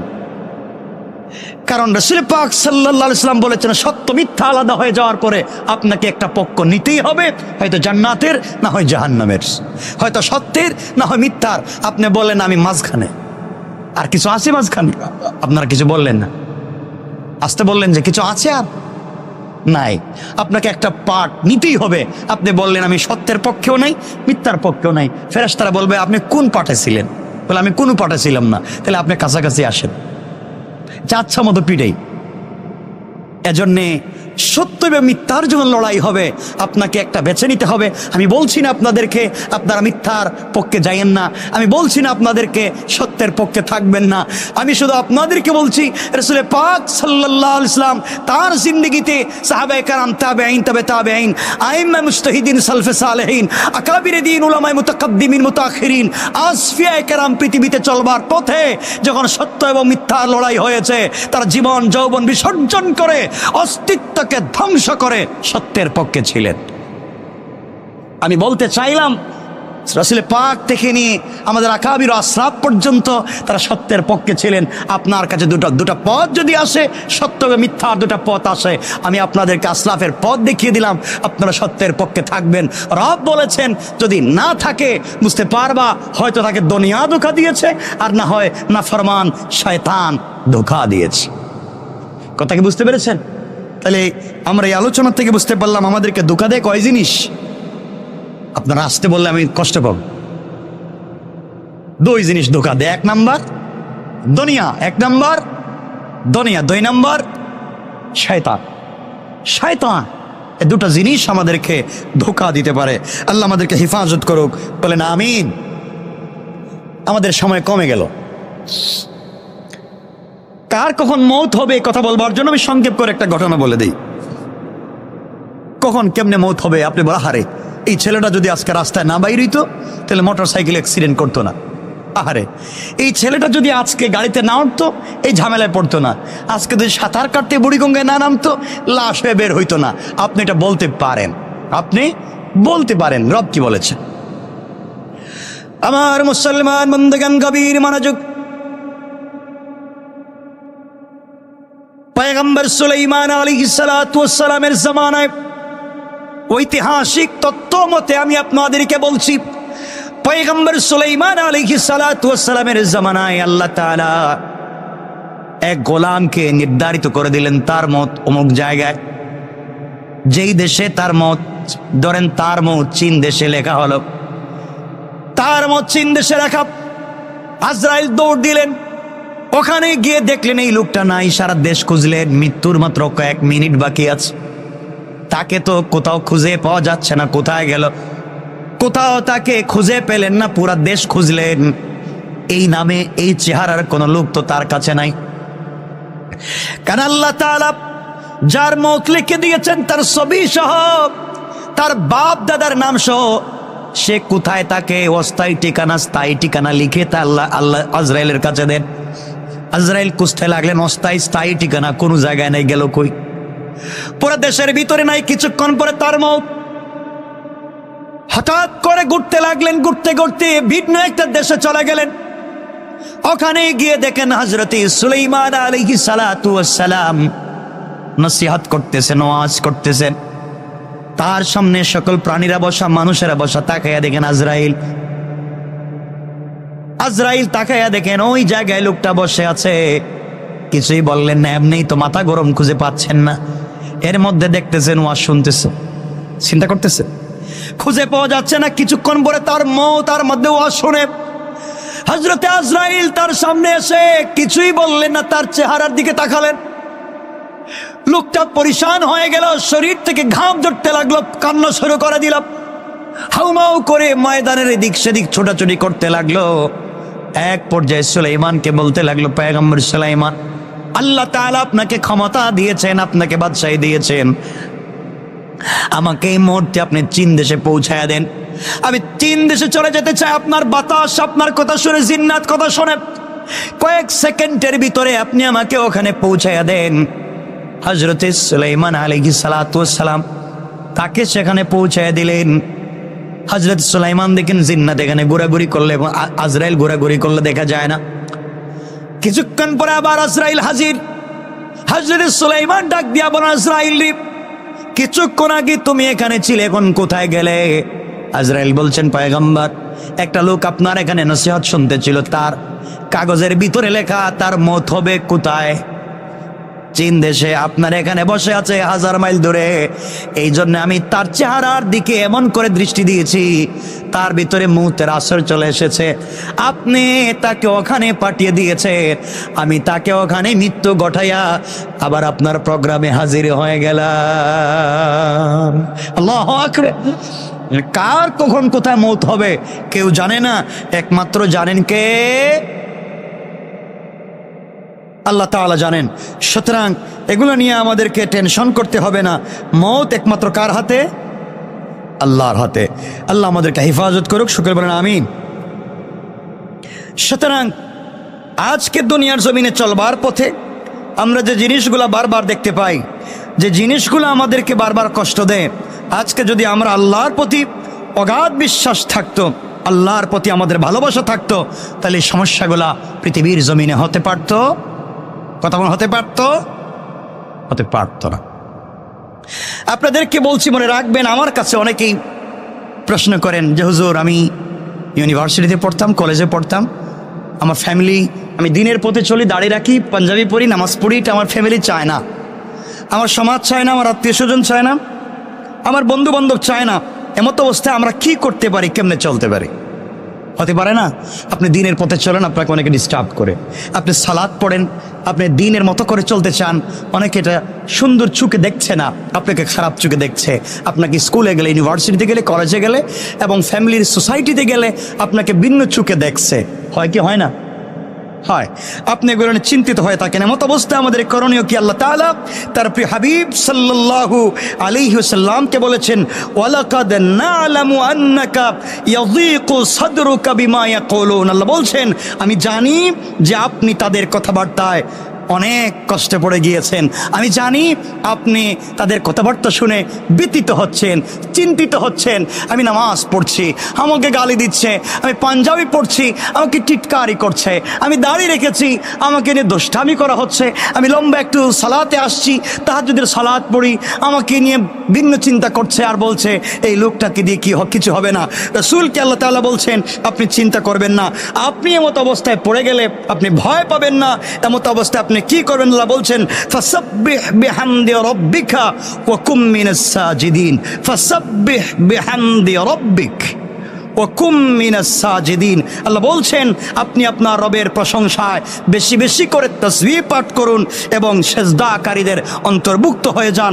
আপনি যদি সেজদাকারীদের অন্তর্ভুক্ত হয়ে বেশি বেশি তাসবিহ পড়েন, পৃথিবীর কে কি বলছে কিচ্ছু করতে পারবে না, একমাত্র আমি আল্লাহ তোমার জন্য যথেষ্ট হয়ে যাব। সুবহানাল্লাহ। তো আসতে বললেন। আল্লাহ বলছেন, কেউ কিচ্ছু করতে পারবে না, আমি তোমার জন্য যথেষ্ট। হাসবি আল্লাহ, হাসবুন আল্লাহ, একমাত্র আমাদের জন্য যথেষ্ট কে?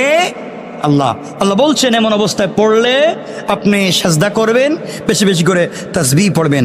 এরপর আরেক জায়গায় আল্লাহ বলছেন, ফাসবির আলা মা ইয়াকুলুন ওয়া সাব্বিহ বিহামদি রাব্বিকা ক্বাবলা তুলুইশ শামসি ওয়া ক্বাবলা গুরুবিহা। আল্লাহ রাব্বুল ইজ্জত ওয়াল জালাল বলছেন, যারা আপনাকে মিথ্যাভাবে অপমান করতে চায়, আপনাকে কষ্ট দিতে চায়, আপনাকে অপমানজনক কথাবার্তা বলছে, আপনার দিলে কষ্ট লাগে, আপনার রাস্তায় চলতে গেলে টিটকারি করে, বন্ধু বান্ধব আপনাকে কষ্ট দেয়, আপনি তাদের কষ্টে আপনি ব্যথিত হবেন না। আল্লাহ বলছেন, আপনার কাজ হচ্ছে ফাসবির, আপনি ধৈর্য ধারণ করুন, আপনি ধৈর্য ধারণ করুন। ওয়াসাব্বিহ বিহামদি রাব্বিকা, এবং আপনি কি করবেন? বেশি বেশি করে তাসবিহ পড়বেন। কখন? আল্লাহ রাব্বুল ইজ্জত ওয়াল জালাল বলছেন, আপনি সূর্য উদয়ের পূর্বে এবং সূর্যাস্তের পূর্বে আপনার প্রতিপালকের প্রশংসা তাসবিহ পড়ুন। আল্লাহ বলছেন সূর্য উদয়ের, বললেন না, সূর্য উদয়ের এবং সূর্যাস্তের। কি বলতে চাইলেন? আল্লাহ রাব্বুল ইজ্জত ওয়াল জালাল বলছেন, তুমি যদি সূর্য উদয়ের পূর্বে এবং সূর্যাস্তের পূর্বে এই দুই টাইমে বেশি বেশি করে তাসবিহ পড়ো, আল্লাহর প্রশংসা করো, পৃথিবীর কেউ নাই আমি ছাড়া তোমার ক্ষতি করতে পারবে। আর এটা কোরআনের আয়াত, সূরা তাহা, আর আগে যেটা পড়ছি সূরা হিজর। আল্লাহ বলছেন, আপনি যদি সূর্য উদয়ের পূর্বে, এর মানে কি? ফজরের টাইমে। কখন? হ্যাঁ, সূর্য উদয়ের পূর্বে এবং সূর্যাস্তের পূর্বে, মাগরিব এবং আসরের মধ্যখান সময়, মাগরিব এবং আসরের মধ্যখান সময়ে এবং ফজরের সময়ে যদি বেশি বেশি করে তাসবিহ পড়ো, আল্লাহ বলছেন পৃথিবীতে এমন কোনো ক্ষমতা নাই আমি ছাড়া তোমার ক্ষতি করতে পারে। আল্লাহু আকবার বললেন না? আজকে আমি আপনাদেরকে যে কথাগুলো বলছি, আগে 4টা আমলের কথা বলছি, 4টা কথা বলছি। 1 নম্বর আয়াতে আল্লাহ বলছেন দুটাকে ভয় করতে হবে, একমাত্র আল্লাহকে, কিয়ামতের দিনকে। দুটা জিনিস থেকে বেঁচে থাকতে হবে, শয়তানের ধোঁকা থেকে, দুনিয়ার ধোঁকা থেকে। এরপরে 5টা কথা বলেছি, এই ধোঁকাবাজি আমাদেরকে ধ্বংস করে দেয়। আমাদেরকে মনে রাখতে হবে আমাদের কিয়ামত কোন দিন হবে, কখন হবে কে জানেন? মায়ের পেটের ভিতরে কি আছে কে জানেন? বৃষ্টি কখন হবে কে জানেন? আগামীকালকে কি খাবো কে জানেন? কে কখন কোথায় মরবে কে জানেন? আল্লাহ বলছেন আপনি টেনশন করবেন না, আপনি শুধু বিশ্বাস করেন আমার উপরে, আর সবর করেন, তাসবিহ পড়েন, সালাত পড়েন। সূর্য উদয়ের পূর্বে, সূর্যাস্তের পূর্বে আপনি আমার উপরে বেশি বেশি করে তাসবিহ পড়েন। আল্লাহ বলছেন পৃথিবীর কেউ নাই যে আপনার ক্ষতি করতে পারে। সুবহানাল্লাহ, একটু জোরে বলবেন না? সুতরাং মনে রাখবেন, এই কথা যদি আপনি মনে করেন, তাহলে বিনা কারণে যারা আপনাকে, বিনা কারণে যারা তোমার জীবনে দুঃখের গল্প তৈরি করে, আমি জানি না আমার কথা বুঝতে পারতেছেন কিনা, এতক্ষণ আলোচনা করে যে কথা বুঝাতে চাই, বিনা কারণে অন্যায়ভাবে আপনার জীবনে যদি কেউ দুঃখের গল্প তৈরি করতে চায়, আপনি তাকে অভিশাপ দিতে হবে না, আপনার নীরবতাই তার জিন্দেগি ধ্বংসের কারণ হয়ে যাবে। আবারও বলে দিচ্ছি যে কথাগুলো আগে বলেছে কোরআনে কারীমের সূরা লোকমান 31 নম্বর আয়াত 33 এবং 34 নম্বর আয়াত থেকে আমি যে কথাগুলো বলছি, আপনি আবারও বলছি, যদি কেউ কষ্ট দেয়, বিপদে ফেলে, কষ্ট দিচ্ছে, আমাকে হাঁটতে দিচ্ছে না, বেইজ্জত করছে, আপনি ভেঙে পড়ে যাবেন না। যারা আপনার জিন্দগিতে, আপনার জীবনে, আপনার চলার পথে দুঃখের গল্প তৈরি করবার ষড়যন্ত্র করছে, আপনি শুধু ধৈর্য ধারণ করেন, আপনাকে আর কিচ্ছু করতে হবে না, তাদের জীবন ধ্বংসের কারণ বানিয়ে দিবেন কে? আল্লাহ। সুতরাং মনে রাখবেন, জীবন কোনো সমস্যা নয়। আবারও বলছি, জওয়ানেরা শোনো, হয়তো আবার কোন দিন কথা বলতে পারবো আমি জানি না, এজন্য কথাগুলো আবারও বলছি, শোনো, জীবন কোনো সমস্যার নাম নয়, জীবন কোনো সমস্যার নাম হতে পারে না যে আপনি খুঁজে সমাধান বের করবেন। আবারও বলছি, জীবন কোনো সমস্যা নয় যে আপনি সমাধান বের করবেন। জীবন হচ্ছে একটা বাস্তব অভিজ্ঞতার নাম। জীবন হচ্ছে আপনাকে একটা বাস্তব অভিজ্ঞতা, যেখান থেকে আপনি প্রতিক্ষণ, জীবন হচ্ছে একটা বাস্তবতা, জীবন হচ্ছে একটা বাস্তবতা যেখানে চলার পথে প্রত্যেকটা মুহূর্তে আপনি অভিজ্ঞতা সঞ্চয় করতে পারেন। জীবন কোনো সমস্যা নয় যে আপনি সমাধান করবেন, কারণ জীবন দিয়েছেন কে? আল্লাহ। এখানে আপনি কি সমাধান করতে যাবেন? জীবন দিয়েছেন যে, সমাধান কার কাছে? সুতরাং জীবন হচ্ছে একটা বাস্তবতা, জীবন হচ্ছে একটা বাস্তব লাইফ। সুতরাং বাস্তবতায় চললে আপনি চলার পথে অভিজ্ঞতা অর্জন করতে পারেন। সুতরাং কে কি বলছে, কে কি করছে, ওখানে কান না দিয়ে আমাদেরকে চলতে হবে বিশ্বাস করে, ভয় করে, কার উপরে? আল্লাহর উপরে। সময় কমে গেল, কথা চাইলেও আমি লম্বা করতে পারছি না, আবার মন চায় এই কথাগুলো বলবার পরে হযরতে জাবির ইবনে আব্দুল্লাহ রাদিয়াল্লাহু তাআলা আনহুর জিন্দেগি থেকে আমি 2-4টা কথা বলি। হযরতে জাবের রাসূল পাক সাল্লাল্লাহু আলাইহি ওয়াসাল্লামের শেষ সাহাবী, যার বাপের নাম হযরতে আব্দুল্লাহ রাদিয়াল্লাহু তাআলা আনহু। হযরতে জাবের তার বাপ রাসূল পাককে কতটুকু ভালোবাসতেন। হযরতে জাবেরের কথা বললেই তো লম্বা হয়ে যায়, তার বাপের কথা বলি। মনে পড়ে গেল জাবের রাদিয়াল্লাহু তাআলার পিতার নাম হযরত আব্দুল্লাহ রাদিয়াল্লাহু তাআলা আনহু উহুদের যুদ্ধে শহীদ হয়েছেন। শহীদ হওয়ার আগের রাত্রে জাবেরকে ডাকলেন, জাবের আসো। জাবের কাছে পিচ্চি মানুষ, ছোট মানুষ, বসছেন বাবার কাছে। বাপ বলছেন, জাবের, এই পৃথিবীর পূর্ব থেকে পশ্চিম, উত্তর থেকে দক্ষিণ যা আছে সব কিছু থেকে আমি বাপ তোমাকে ভালোবাসি। সুবহানাল্লাহ বললেন। জাবের বলছেন, আব্বাজান, আমি আপনার ছেলে, আপনি আমাকে ভালোবাসবেন না তো কাকে ভালোবাসবেন? আমি জানি আপনি আমাকে ভালোবাসেন। আবার বলছেন, জাবের, আমি আব্দুল্লাহ বলছি, এই পৃথিবীতে একমাত্র তোমাকে সব থেকে বেশি ভালোবাসি। জাবের বলছেন, বাবা ঠিক আছে, মানলাম, কি বলতে চান? হযরত আব্দুল্লাহ বলছেন, একটা কথা বলার জন্যই বলছি, এই এতক্ষণ যা বললাম তোমাকে ভালোবাসি পৃথিবীর সবচাইতে বেশি, মনে রাখবা এখানে একজন মানুষকে আলাদা রেখেছি, তিনি আমার কলিজার টুকরা নবী মুহাম্মদ রাসূলুল্লাহ সাল্লাল্লাহু আলাইহি ওয়াসাল্লাম। ও জাবের, পৃথিবীর সব থেকে তোমাকে ভালোবাসি এর অর্থ এটা নয় যে আমি আমার রসুল থেকে তোমাকে ভালোবাসি, বরং আমি আমার রসুলের জন্য আমি জাবেরকে হাজার বার যদি ইসলামের জন্য জাবেরকে দুনিয়া থেকে বিদায় করতে হয়, আমি আব্দুল্লাহ তাতে রাজি। আল্লাহু আকবার। জাবের, তোমাকে বলতে চাই, রাসূল পাক আমাকে বলছেন উহুদের যুদ্ধে চলে যাওয়ার জন্য, আমি চলে যাচ্ছি, আর আমি দেখতে পাচ্ছি, সুঘ্রাণ পাচ্ছি, উহুদের ময়দানে যারা প্রথম কাতারে শহীদ হবে, আমি আব্দুল্লাহ মনে হয় প্রথম কাতারে থাকব। সুতরাং আমি মরে গেলে বাবার জন্য দোয়া কইরো, বোনদের সাথে ভালো ব্যবহার করবে, ফুফুদের খবর নিবে। আর আমি বাপ যে রাসূলের জন্য জীবন দিতে যাই, আমার চাইতে সে রাসূলকে বেশি ভালোবাসবে। সুবহানাল্লাহ বললেন না? আমার চাইতে সে রাসূলকে বেশি ভালোবাসবে। কথাগুলো লম্বা। হযরতে জাবের রাদিয়াল্লাহু তাআলা আনহুর বাপ হযরতে আব্দুল্লাহ যুদ্ধে চলে গেলেন। আমার বন্ধুগণ, যুদ্ধে যাওয়ার পরে দীর্ঘক্ষণ যুদ্ধ করলেন, শহীদ হয়ে গেলেন। শহীদ হয়ে যাওয়ার পরে কাফেরেরা হযরতে আব্দুল্লাহর লাশকে টুকরা টুকরা করে দিল।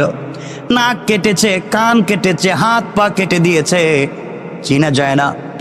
হযরতে আব্দুল্লাহর লাশ পড়ে আছে, একত্রিত করা হলো। রাসূল পাক সাল্লাল্লাহু আলাইহি ওয়াসাল্লাম বললেন, কে এসেছে? সাহাবায়ে কেরাম বলছেন, ইয়া রাসূলুল্লাহ, আব্দুল্লাহর ছেলে জাবের এবং তার ফুফু এসেছেন। তাকে লাশ দেখানো যাবে না, ছোট্ট মানুষ, বাবার লাশ দেখলে কষ্ট পাবে। নবীজি বললেন, না না, তার বাপের লাশ দেখাও, তার বোনকেও ফুফুকেও লাশটা দেখাও। হযরতে আব্দুল্লাহ রাদিয়াল্লাহু তাআলা আনহুর হাত পা সব একত্রিত করা হলো। হযরতে জাবের বাবার লাশ দেখলেন, এক ফোঁটা চোখের পানি পড়ে গেল। বোন তার ভাইয়ের লাশ থেকে হাউমাউ করে কাঁদতে লাগলেন। নবীজি ডাক দিয়া বলেন, ও সাহাবীরা, কার কান্নার আওয়াজ শোনা যায়? একজন মেয়ে মানুষের কান্নার আওয়াজ শোনা যায়, বলো কে? সাহাবায়ে কেরাম বলছেন, ইয়া রাসূলুল্লাহ, আব্দুল্লাহর বোন হাউমাউ করে কাঁদতেছে। নবীজি বলেন, সাহাবীরা রে, যতক্ষণ পর্যন্ত আব্দুল্লাহর লাশ এই জামিন থেকে উঠানো না হবে, ততক্ষণ পর্যন্ত আল্লাহর রহমতের হাজারো লাখো কোটি ফেরেশতা আমার আব্দুল্লাহর লাশকে ঘিরে তার জন্যে রহমতের দোয়া করে করে বাতাস দিতে আছে। আল্লাহু আকবার। হযরতে জাবের বাবার লাশ থেকে হাউমাউ করে কাঁদতে লাগলেন। নবীজি আস্তে আস্তে করে জাবেরের কাছে গিয়ে জড়াইয়া ধরলেন। আর নবীজি জড়াইয়া জাবেরের কপালে চুম্বন করে বলছেন, জাবের, তুমি বাবার জন্য কান্না করো। কথা বলে আমার নবীজি তার হাত মুবারক জাবেরের মাথার উপরে রাখলেন আর বলেন, জাবের, এই মুহূর্তে তুমি আমার সঙ্গে বাড়িতে চলো। আজকের থেকে আমি আজকের থেকে ঘোষণা করলাম, হযরতে আয়েশা আজকের থেকে তোমার মা, আর আমি মুহাম্মদুর রাসূলুল্লাহ তোমার বাবা হয়ে গেলাম। আমার বন্ধুগণ, উহুদের প্রান্তরে আরেকজন সাহাবীর কবরের ভিতরে দুজনকে একত্রিত করে লাশ দাফন করা হলো, মাদফন করে দেওয়া হলো। 6 মাস পরে হযরতে জাবের চিন্তা করলেন, বাবার লাশকে আলাদা করে ফেলি, একটা কবরে দুইজনের লাশ আলাদা করে ফেলি। 6 মাস পরে কবর খনন করলেন। আল্লাহু আকবার। কবর খনন করে দেখেন 6 মাস আগে বাবার লাশ যেভাবে কবরে রেখেছেন, একটা কানে একটু মাটি লাগা ছাড়া একটা শরীরের ভিতরে একটা মাটিও পড়ে নাই। আল্লাহু আকবার। এটা তো 6 মাসের কথা বললাম। 40 বছর পরে হযরতে মুআবিয়া রাদিয়াল্লাহু তাআলা আনহুর জামানায় যখন উহুদকে খনন করার প্রয়োজন পড়ল, খনন করতে যখন গেলেন, 40 বছর পরে আব্দুল্লাহর কবর যখন খনন করা হয়েছে, 40 বছর আগে যেইভাবে লাশ রেখে দেওয়া হয়েছে, নবীজির ভালোবাসার কারণে 40 বছর পরে লাশ এভাবেই কাফন সহ অক্ষত রয়ে গিয়েছে। আল্লাহু আকবার বলেন। তারা রাসূলকে কেমন ভালোবাসতেন, আল্লাহকে কতটুকু ভালোবাসতেন, আর সেদিকে যেতে চাই না। আব্দুল্লাহর কথা বহুত লম্বা। এরপরে হযরতে জাবেরের সঙ্গে রাসূলের অনেক স্মৃতি আছে, কথা বলতে চাইছিলাম এগুলা। জিন্দিগির শেষ জিন্দিগির স্মৃতি জাবেরের সঙ্গে, যেহেতু জাবের ছোট ছিলেন, খন্দকের যুদ্ধে রাসূলের সঙ্গে ছিলেন, রাসূলের পেটে পাথর ছিল, জাবের কি করেছিলেন। এরপরে 74 হিজরিতে যখন হাজ্জাজ ইবনে ইউসুফ খলিফা বাদশাহ হয়ে গেল, তখন তাদের উপরে কি হয়েছিল হাজ্জাজের মাধ্যমে। 78 হিজরিতে তিনি যখন ইন্তেকাল করেন, তখন কি অবস্থান হয়েছিল, কি করেছিলেন, সে কথাগুলো অনেক লম্বা, আমি আর সেদিকে যেতে চাই না। আপনারা আমার জন্য দোয়া করবেন, আমি আপনাদের জন্য দোয়া করতে চাই। কথা যতটুকুন বলেছি আজকে, আশা করি মনে থাকবে ইনশাআল্লাহ।